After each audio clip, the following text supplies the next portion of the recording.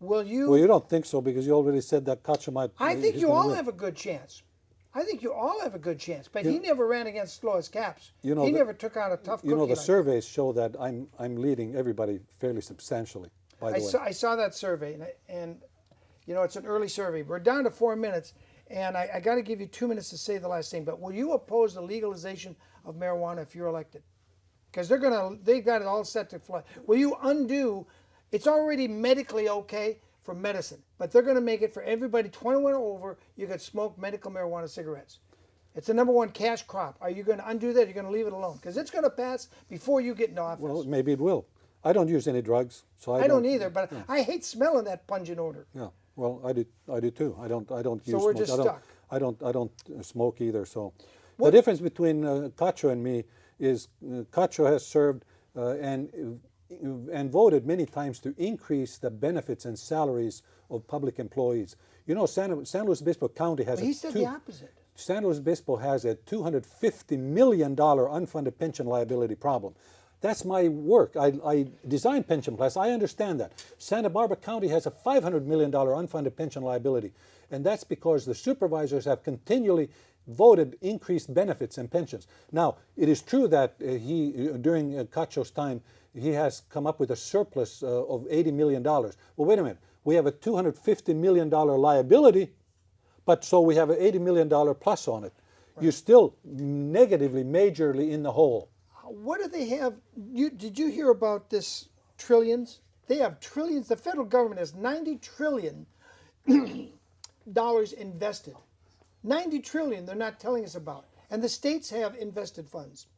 I want to talk to you more about this, but we're running out of time in the show. And I have to give you the last minute to pitch. So go ahead, give your last, and then we're going to cut to the band and we'll be out of here.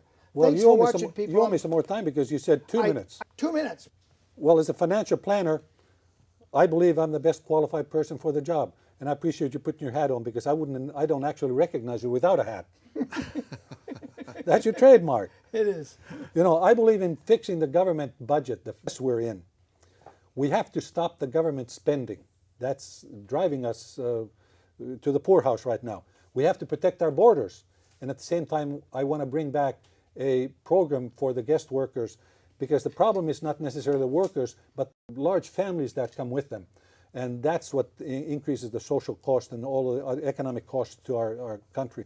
We probably spend about $11 billion a year on illegal problem right now. We need to create jobs. I've done that. I know how to do that. We have to reward work, not welfare. One of the other problems we have in our state is that we have so many regulations, and we have to get rid of those regulations to make it possible for us to have a viable, positive economy. Thank you very much for having me here.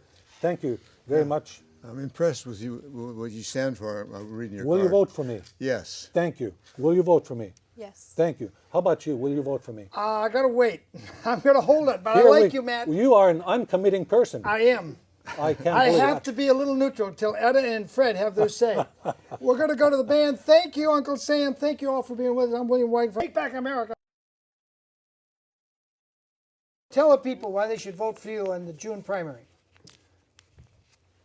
I ask people to vote for me because I have the experience, the willingness, the stamina, the energy, the knowledge that our state needs. I've been a financial planner for 40 years. I understand money, but we have, just by understanding spending money, that's our problem. We spend too much money in California. We bring in billions of dollars a year, but the problem is that we spend too much. We have to fix the state budget mess, and the first way to do that, the first thing we have to address is the spending. We also have a problem with the illegals coming into our country. We have to, if you're hemorrhaging someplace, you have to stop the hemorrhage, and we have to stop the flow of illegals coming here. But at the same time, I want to make sure that we have a guest worker program. We used to have that years ago. We need to bring it back because we want the economic benefits that we get from that, and which we also give to the people who come here. Also, we have other problems. Our education has been falling down. I drafted a paper comparing the graduation high school exams in Finland versus the graduation exam, the exit exam in California. There's a phenomenal difference in those. Come on my website and look at it. The paper is published there. It's www.mathforassembly.com.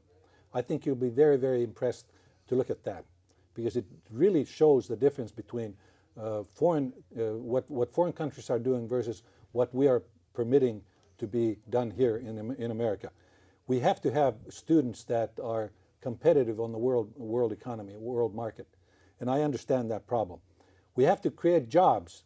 We cannot only we can't only reward welfare. We have to make sure that work pays and that people get rewarded from that. We must remove unnecessary regulations from our state. Businesses can't afford to be here. They are fleeing. They're fleeing California. They're going to other states, and we need to bring them back. As a large picture, I oppose socialism. I'm a capitalist. I'm a free market person, and that's how our country was built to begin with. We can't rely on the government to give us these benefits. It's our responsibility as citizens. Part of the problem we have in California is that we as citizens have voted in all of these bond issues. We're enslaved to bonds.